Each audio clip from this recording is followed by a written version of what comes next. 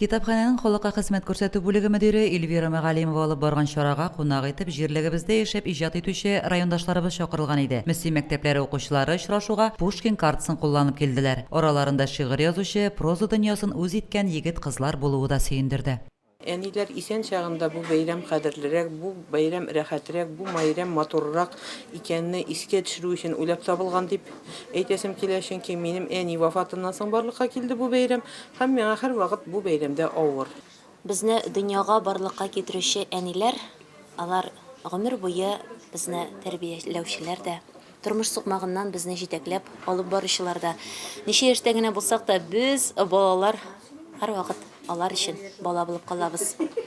Кадерле әниләребезгә әлбәттә инде меңнәрчә рәхмәт әйтсәк тә, аларны кадерләп бетерә алмаспыз.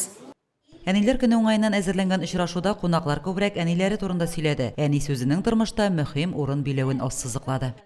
Әниеме югалтканга инде 20 елдан артып китте. Ләкин бер генә минутта, аның бер генә мизгелдә күңелдән чыкканы юк, ул һәрвакыт истә.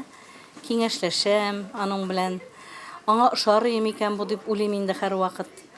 Аннан соң тагын бер бик кадерле кешем минем тормышымда, ул минем кайнанам. Без аның белән 21 ел бергә яшәдек.